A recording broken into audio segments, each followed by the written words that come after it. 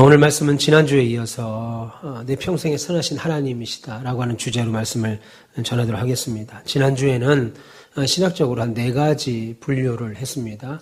왜 하나님이 선하신가에 대한 이야기 마무리에 한 번 더 하도록 하겠습니다. 그러면 오늘 본문은 그렇게 선하신 하나님이 시편 23편을 기록한 다윗에게는 실질적으로 어떻게 적용되고 임하셨는가를 오늘 살펴보도록 하겠습니다. 길지 않은 시간 오늘 살필 때 하나님의 은혜가 있기를 축원합니다. 오늘 말씀은 시편 23편 1절부터 6절까지 말씀이죠. 우리가 방금 읽었습니다. 그런데 1절부터 6절까지 말씀을 자세히 가만히 살펴보면 다윗의 일생이 다 여기에 모여 있습니다. 다윗의 한평생 동안, 다윗이 사는 한평생 동안 다윗을 사랑하신 하나님의 손길이 모여져 있지요. 그래서 다윗은 그 하나님을 지금 뭐라고 말하냐면 하나님은, 여호와는 뭐라고 그래요? 나의 목자다. 그렇게 말합니다.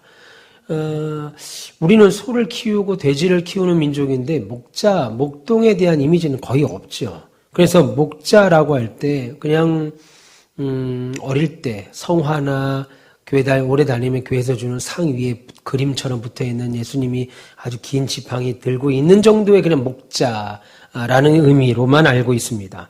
그런데 목자라고 할 때 유대인들에게 특히 이런 목축업을 하는 사람들에게 목자라는 말은 절대적으로 의존하고 신뢰하며 따라갈 뿐이다라는 의미입니다. 내가 절대적으로 양이라면 그 목자를 따라가는 것은 절대적인 삶의 근간이에요. 목자를 잃어버리는 순간 양은 죽을 수밖에 없죠.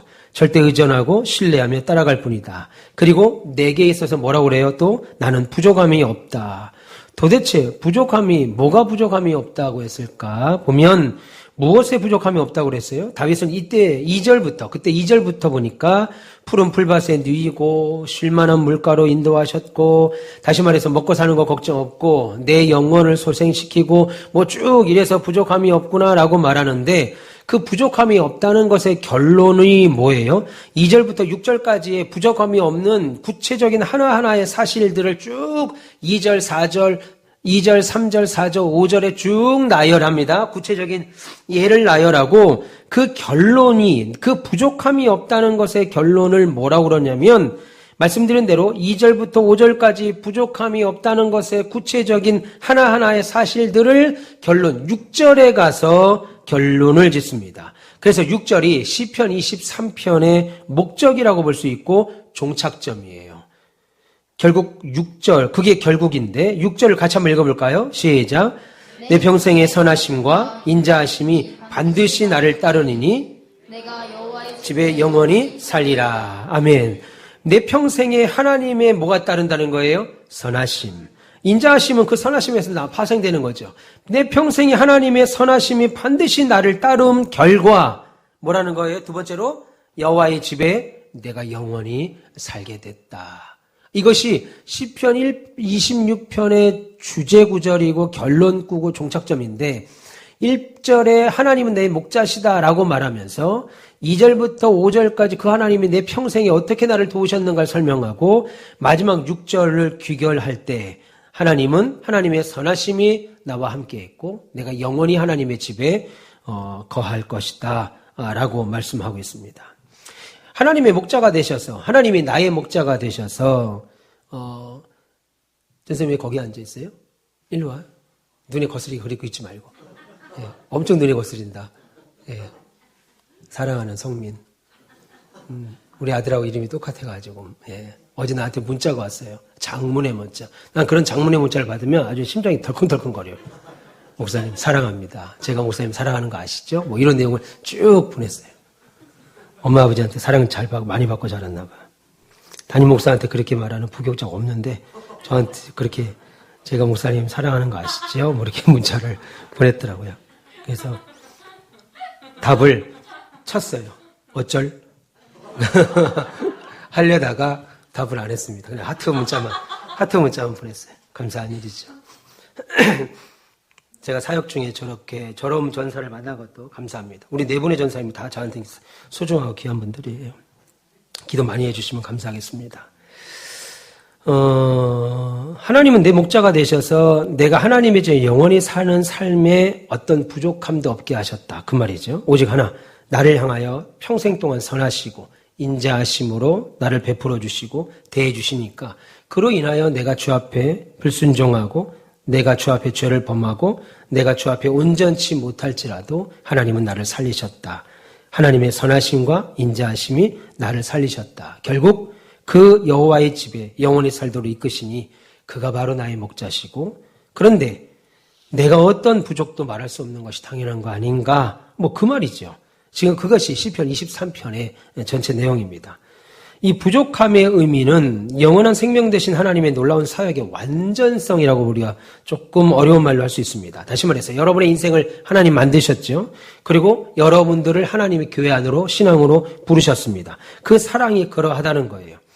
사랑하는 하나님의 자녀, 저와 여러분들은 다 하나님의 집에서 영원한 영생을 누리게 됩니다. 실패하는 일이 없어요. 이 일에. 잃어버리는 일이 없어요. 내가 그 친구 안 데려왔네. 내가 우리 최현석 장로 안 데려왔네. 이러시는 일이 없다고요. 우리 하나님은. 하나님의 집에서 여러분들은 영원한 인생을 내립니다. 그래서 우리에게 그것을 보여주시기 위한 대표적인 비유가 뭐겠어요? 예수께서 양떼 하나를 잃어버린 적이 없다. 나는 한 사람도 내가 택한 영혼은 잊어버리지 않는다라는 걸 보여주기 위하여 양 99마리를 우리에 남겨두고 한 마리 양을 찾아 나서는 목자를 하나님은 예수님 우리에게 비유로 말씀하시죠. 여러분 그러면 남은 99 남아있는 99마리의 양은 중요하지 않아서 그럴까요? 그들은 지들끼리 99마리씩이나 있으니까 지들끼리 잘 이렇게 있을 거라고 믿어서 그럴까요? 그렇지 않습니다. 양 99마리를 챙기는 것이 어떻게 중요하지 않겠어요?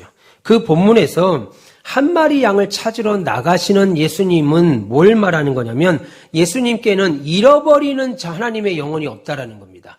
여러분이 어떠한 죄를 짓든 어떠한 극한 상황에 처했던 어떤 연약한 모습에 있던 하나님은 예수님은 여러분을 잊어버리는 일이 없어요. 그래서 주께서 말씀하시죠. 내 양 가운데 하나도 잃어버림 없도록 하기 위해서 그랬다. 그리고 그 이야기를 마무리합니다. 우리 주님은 당신의 백성들을 안 잃어버린다고요. 여러분이 사회생활 하다가 신앙생활 하다가 약간의 낙심으로 쉼이 있다 할지라도 그래서 여러분들이 하나님을 잊고 주님을 잊어버린다 하더라도 하나님은 여러분을 잊어버리지 않습니다. 여러분들이 지금 여기 앉아서 지금 예배하고 계시잖아요. 1부 예배를 드렸고 2부 예배를 드렸고 지금 이 시간에 나와서 5 예배를 드리는 그래서 예배하는 여러분의 마음이 나는 그리스도를 믿는 믿음이 진실로 나는 의가 없고 예수님만이 나를 살릴 수 있는 분입니다. 예수님의 용서만이 나를 살릴 길입니다라고 믿고 그거 가지고 하나님을 믿고 이 자리에 앉아 계시다면 여러분들은 하나님 앞에 절대로 버림받지 않습니다. 하나님의 사랑의 약속이 분명하죠. 여러분 다윗의 일생을 한번 생각해 보세요. 한평생 어떻게 살았어요? 다윗이. 오늘 좀 이야기를 합니다. 다윗은 초, 중, 말기가 너무나도 극명하게 대비되는 대표적인 영웅 중에 하나입니다. 어떻게 이런 사람에게 하나님이 다윗의 계보를 이어서 하나님의 나라 왕권을 이어갔고 심지어 그 자손을 통해서 예수가 탄생할 수 있었지라고 할 정도로 초반과 중반과 말기가 완전히 극명히 대립되는 대표적인 사람이에요. 예. 오래 하지 않겠습니다. 눈을 조금 뜨세요. 예, 오래 하지 않고 약간 좀 지금 살짝 뜨려고 휴고하시려고 하는 분들이 계신데 정신 차리십시오. 예, 정신 차리세요. 예, 금방 올해는 이번 시간은 오래 안 갈 겁니다. 다윗은 그 초기 시절 보세요. 너무 훌륭했죠. 뭐 이런 학생이 없습니다. 이런 중고등부가 우리 교회에 있으면요, 우리 교회에 100명씩 전도하죠. 다윗 초기 보세요. 이스라엘 사람들이 온 이스라엘입니다. 온 이스라엘이 감당하지 못하고 쩔쩔매며 두려워했던 골리앗을 돌멩이 가지고 나가서 싸웠던 사람이죠. 사울이 볼 때도 어이가 없었고 그래서 자기가 갖고 있는 칼과 투구를 다 줬습니다. 근데 나중에 그것도 안 맞아가지고 그냥 돌 몇 개 들고 나가게 되잖아요. 근데 놀랍게도 골리앗을 이기잖아요. 그럼 어떻게 돼요? 너는 나는 만군의 여호와의 이름으로 네가 무시하고 네가 멸시하는 하나님의 이름으로 만군의 이름으로 내가 너를 대적한다 하고 골리앗을 이겨버리는 능력자이기도 하지만 믿음의 아름다운 용기와 모습을 보잖아요. 우리 모두가 막 박수칠만 하잖아요. 와, 멋지다. 저 국민학교 다닐 때만 해도 영화 보다가 방공 영화들 1년에 2차례씩 가서 봤는데 국군이 이기면 막 영화관에서 박수를 친다고요. 지금은 있을 수도 없는 얘기죠. 지금 뭐 요즘 왕이 된 남자인가 뭐 그 영화가 1000만이 넘었다고 그래서 그거 보다가 감동된다고 박수 쳐보세요. 여러분들 집에 가서 알지도 못하는 사람들이 세상은 뭐 넓고 참 또라이는 많구나 하는 소리를 들을 겁니다. 근데 저 어릴 때만 해도 국민학교 다닐 때만 해도 방공영화 보러 가면 국군이 북한을 이기면 막 온 학생들이 박수를 쳤다고요. 막 기억나세요? 예. 학생뿐만 아닙니다. 그 영화 보러 온 어른들도 막 박수를 쳤다고요. 영화관에서. 그래요. 빨간 마을에도 뭐 그렇고 뭐 한참 그런 영화들이 많았죠. 박수 칠만 하잖아요. 골리앗을 이겼다. 영웅적인 모습이잖아요. 그리고 거기에 사울의 고난까지 받습니다. 피난을 갑니다. 사울이 자기 사위기도 한 다윗을 죽이겠다고 막 끝까지 쫓기려. 그래서 쫓기는 신세가 되고 심지어 블레셋으로 넘어가서 미친 척을 하고 거기에 장군이까지 돼요. 이런 말도 안 되는 상황을 봤습니다. 근데 결국 다윗이 사울 왕을 죽일 기회가 2번이나 생기죠. 그런데도 불구하고 종들이 지금입니다. 다윗 대장님, 저 사울을 지금 죽여야 됩니다. 라고 할 때 뭐라고 그래요? 하나님께 기름받은 하나님의 종을 내가 죽이지 않겠다. 라고 믿음을 지키죠. 기회를 탐하는 것이 아니라 오히려 하나님을 믿고 의지합니다. 이런 거 보면 막 영웅적인 박수가 막 터져 나온다고요. 결국 유다의 마침내 왕이 되죠. 왕의 기름을 받고 3번이나 믿음을 받습니다. 다윗은. 그리고 나서 시간이 한참 지난 후에 유다의 왕이 되고 결국 통합된 이스라엘의 왕까지 될 때, 이래서 하나님을 믿는 자는 승리하는 거야. 이런 거는 설교해도 막 맛이 나고, 막 이런 거 성경을 읽어도 기쁘잖아요. 역시 예수 믿은 사람들은 이런 복을 받아. 그리고 다윗의 인생이 그렇게 살다가 하나님의 많은 영광과 부귀와 안식과 평안을 누리다가 마침내 그런 영광 속에 죽었다. 이렇게 다윗의 일생이 끝나면 하나님을 잘 믿은 자는, 하나님이 택한 자는, 하나님이 성군이라고 하는 자는, 하나님이 왕으로 세운 자는 저렇게 살다 죽는 거야. 이렇게 다윗의 신앙이 요약이 되겠죠. 그래서 누구에게든 난 다윗처럼 살래. 그래서 막 최다윗, 김다윗, 뭐 황다윗, 박다윗 뭐 다 나오는 거죠. 신다윗은 좀 어울린다. 예. 신다윗, 전다윗, 뭐 다 나옵니다. 전다윗. 다 나오죠. 예. 장다윗, 장다윗도 다 막 이렇게 나오는 거 아니겠어요? 그런데 어때요? 예. 인생의 후반이 어떻게 됩니까? 그야말로 슬프고 비참한 삶을 누구보다 받습니다. 무엇 때문에요? 밧세바와의 죄악 때문이죠. 우리아의 아내 밧세바를 범한 사건으로 인해서 하나님은 그에게 죄악을 남겨뒀습니다. 물론 하나님은 용서하셨습니다. 그런데 다윗에게 이 땅에서 받는 징계를 남겨둬서 잘 들어보세요. 다윗의 뼈까지 아프게 하셨어요. 다윗의 뼈까지. 가슴 깊은 곳에 죄의 슬픔과 아픔이 뭔가를 다윗 노년에 그야말로 뼈저리게 느끼게 했습니다. 심지어 보통 사람들이, 우리 같은 일반인들이 느끼는 죄의식과 아픔보다 다윗은 훨씬 그거와 비교할 수 없을, 그래서 다윗이 쓴 시편을 보세요. 여러분들이 아무리 죄를 짓고 큰 실수를 했다 하더라도 그런 시가 나올 수 있겠어요? 나올 수 없습니다. 그런데 다윗은 일반인들이 해봐야 남 정죄나 하고 자기 뭐 한탄이나 할 때, 오늘 다윗은 그야말로 일반인들이 느끼는 죄의식이나 뼈아픈 뭔가를 아픔보다 훨씬 깊게 성령께서 다윗의 마음을 그냥 후벼 팠습니다. 다윗의 영혼을 후벼 팠어요. 그리고 다윗의 삶의 형편을 노년에 극단의 환난까지 몰아붙입니다. 왜 그럴까요? 다윗이 왜 그랬을까요? 하나님이 왜 노년에 그렇게 많은 처와 첩들을 갖고 있는데 그중에 하나 더 받으면, 보세요. 우리아의 아내 밧세바 사건을 볼 때 어떤 사람들은 밧세바를 바라볼 때 어때요? 저 사람은 진짜 출세했다. 왕의 아내가 됐으니까. 더군다나 밧세바가 낳은 아들이 왕이 돼요. 누가 됩니까? 누구예요? 솔로몬이 된다고. 그 육으로 볼 때 밧세바는 출세한 여인이죠. 이야, 왕의 부인이 됐다. 또 솔로몬을 볼 때 어때요? 그 당시는 뭐 또 다른 한 여자를 더 취한 것뿐입니다. 그런데 하나님께서 다윗의 노년을 그야말로 극단으로 몰아칩니다. 왜 그랬을까요? 그 이유는 성경이 뭐라고 그래요? 다윗이 받은 영광이 너무 크다. 다윗이 받은 높임이 너무 큰 거예요. 다윗이 받은 영광과 높임이 너무 큰 거예요. 높임이 크니까 하나님께서 다윗이 하나님을 통해서 받은 높임이 너무나도 크니까 그 높임에서 어떻게 해요? 내리치셔서 다윗의 가슴을 그냥 후벼 파십니다. 그리고 상황을 극단적으로 몰아가는데 높음에서 그 낮음의 간격이요. 그냥 일반인들이 견딜 수 있는 수준이 아니라 그냥 하늘 꼭대기에서 바다 밑까지 그냥 밑바닥으로 하나님이 다윗을 내리꽂습니다. 죄를 짓고 나니까 먼저는 어떤 일이 생겨요? 영적 영향력이 다 잃어버립니다. 이런 일이 생깁니다. 아들 암논이 있습니다. 다윗이 여러 아내를 가운데 이제 아들을 여럿을 낳잖아요. 그 중에 암논이 있는데 암논이 이복 여동생 다말을 연모해요. 사랑합니다. 다말이 이뻤는가 봐요. 연모합니다. 그래서 다말을 겁탈합니다. 오빠가 이복 오빠죠. 암논이 다말을 겁탈하고요.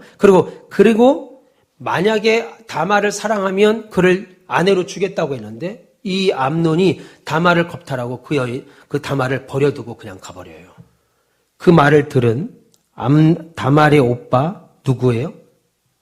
누구? 압으로 하는 압정 말고 압살롬이 그 이야기를 듣습니다. 감히 내 동생을 사랑하면 아내로 주면 되는데 취하면 되는데 버려두고 가? 그 일을 해놓고 근데 이 사실을 누구도 알았어요? 아버지 다윗도 알게 됩니다. 그런데 아버지 다윗이 그런 일이 있으면 암논을 불러들여서 야단을 쳐야 되지요. 그런데 영적 권위가 명예가 없어요. 너희놈! 이렇게 할 수가 없는 거예요. 다윗 입장에서는. 다윗이 그가 말 한마디를 못합니다. 그가 그 말 너 왜 그러느냐 라고 한마디를 못해요. 여러분 다윗의 가슴 심령 속에 있는 아픔을 한번 생각해 보세요. 그 탄식을 한번 생각해 보세요. 하나님 앞에서 그가 지금 얼마나 울겠습니까? 사랑하는 암놈이 아니고 암논입니다. 암논도 내 사랑하는 아들인데 거기에 내 사랑하는 딸 다말을 강간을 했다고요. 그리고 그냥 버려두고 가버린 거예요. 그 사실을 볼 때 책망해야 되는데 자신이 지은 죄 때문에 책망하지 못합니다. 내가 죄를 범해서 자식의 죄를 다스리지 못해요. 그런데 놀라운 것은 이것은 합리적인 구실이 되지 못합니다. 여러분 내가 그런 죄를 지었다 하더라도 이해받을 만한 구실이 못 되는 거예요. 당연히 다윗은 회개하고 암논의 죄를 다스렸어야 돼요. 그런데 다윗은 그러지 못했습니다. 다스리지도 못한 비겁함이 여전히 남아있는 다윗이었습니다. 성경에 그 얘기를 하죠. 그런데 다윗은 그렇게도 다스리지 못한 비겁함이 남아있어서 결국 그 집이 어떻게 돼요? 산산조각 나죠. 대표적인 게 압살롬이 다말에 대한 원수를 갚는다고 누구를 죽여요? 암논을 죽입니다. 그리고 아버지에게 반역을 일으킵니다. 아버지 왕으로서 자격 없습니다. 내가 왕이 되겠습니다. 그리고 아버지를 따랐던 수많은 대신들이 느닷없이 밑도 끝도 없이 암논 편에 붙어요. 그리고 하나님께서 나단 선지자를 통해서 뭐라고 책망하십니까? 다윗의 부인들이 백주대낮에 다른 남자들과 통간을 하는 것을 모든 사람이 보게 만들겠다라고 말합니다. 여러분 이건 일반적인 사람들이 죄를 지을 때 하나님이 하시는 벌이 아닙니다. 지금 다윗에게 특별히 하나님의 큰 영광을 받고 하나님의 높음을 받았던 다윗에게 하나님이 주시는 큰 벌이었습니다. 다윗은 가장 비참하고 어려운 삶의 시간을 갖습니다. 암논이 자신의 다윗성으로 쳐들어올 때 제대로 챙기지도 못하고 성을 도망치고 빠져나가지요. 그리고 결국은 압살롬 또한 하나님이 죽이는 아버지의 권위에 반한 이유로 죽이는 그래서 압살롬이 자신을 반역했지만 죽었다는 이유로 다윗이 한동안 식음을 전폐하고 눈물을 흘리죠. 다시 말해서 가장 비참하고 어려운 삶의 시간을 갖습니다. 그러면 하나님께서 이같이 하신 다윗을 향한 하나님의 계획이 뭘까요? 이놈의 새끼 아주 그냥 죄를 졌으니 너희는 아주 그냥 끝장낼 거야 내가. 이걸까요? 이것 때문에 지금 다윗을 그렇게 노년의 극단으로 일반 사람들은 상상도 할 수 없는 고난으로 밀어붙였을까요? 하나님께서 어떤 뜻을 다윗에게 보이시고 이것을 통해서 이 시간에 우리에게는 뭘 가르치려고 하는 걸까요? 다윗이 죄를 범하게 된 죄값을 징계하시는 하나님의 공의, 여러분 성경을 통해서 우리가 보죠? 그러면 하나님이 무섭지요. 그러니까 죄를 범하면 다윗처럼 망해! 라고 하는 어떤 두려움이 여러분들 성경을 보면 생길 겁니다. 그런데 그걸로 끝나면 안 돼요. 이걸로 끝나면 우리는 하나님의 공의만 알지 하나님의 사랑을 설명할 수가 없게 됩니다. 다윗이 시편 23편에서 이야기를 해요. 그래서 시편 23편은 우리가 흔히 아는 목가적인 시가 아닙니다. 그냥 푸르는 풀밭에 시냇물 졸졸졸 흐르고 양떼 몇 마리 있고 편안한 사람들이 아는 여호와는 나의 목자시니 그 시가 아니에요. 시편 23편은. 놀랍게도 다윗은 이 엄청난 일들을 다 겪으면서 오늘 본문에 보면 하나님의 선하심과 인자하심이 내 평생에 나를 따랐다라고 고백합니다. 이게 지금 말이 안 되잖아요. 시편 20편 3편은 사실 다윗이 뭐라고 그래야 돼요? 내 평생에 하나님의 공의와 징계가 있었어. 내가 죄 한 번 졌다고 해서 하나님 나를 이렇게 박살낼 수가 있어? 내가 주를 위해서 산 게 얼마나 많은데 이렇게 말하지 않고 하나님에 대한 고백을 뭐라고 말하냐면 하나님은 나의 목자시니 내가 부족함이 없다라고 말하면서 내 평생에 하나님의 선하심과 인자하심이 반드시 나를 하루도 빠짐없이 한시도 빠짐없이 나를 따랐다. 이렇게 고백을 하는 거예요. 그럼 여러분 다윗은 지금 뭘 보고 있는 걸까요? 내가 지금 겪고 있는 엄청난 일, 사람으로서는 도무지 감당할 수 없는 고난과 고통, 내 뼈를 후벼 파고, 내 영혼을 후벼 파고, 내 상황을 극한 상황까지 몰아가시는 이 엄청난 고난 앞에서 이 일은 징계죠. 그런데 그 안에서 하나님은 이 징계의 손길을 넘어 하나님이 내 영혼을 다스리시고 나에게 주시는 하나님의 선하심을 지금 보고 있는 겁니다. 그 선하신 사랑, 다윗을 징계하지만 아예 포기하지 아니하시는 하나님의 사랑. 다윗이 뭘 깨달았기에 그 선하심을 봅니까? 여러분 사무엘하 12장을 보면 나단 선지자가 다윗을 와서 꾸짖습니다. 100마리의 양이 있는데 한 마리 양이 있는 사람을 찾아가서 그 양을 잡아서 삶아 먹었다. 그러니까 다윗이 다 죽여야 된다. 그런 놈은 이런 놈이 있냐? 보니까 당신입니다. 그런 얘기를 쭉 하잖아요. 그러면서 앞으로 받게 될 하나님의 진노를 쭉 얘기하고 당신은 죽지 않는다. 왜? 하나님은 당신을 버리지 않았다. 그러면서 마지막에 사무엘하 12장을 나중에 시간 되시면 보세요. 뭐라고 그래요? 나단 선자가 이 일은 당신을 죽이려고 하는 것이 아니고 당신을 하나님이 살리려 하는 것이다. 라고 하나님의 사랑과 공의를 놀랍게도 선포합니다.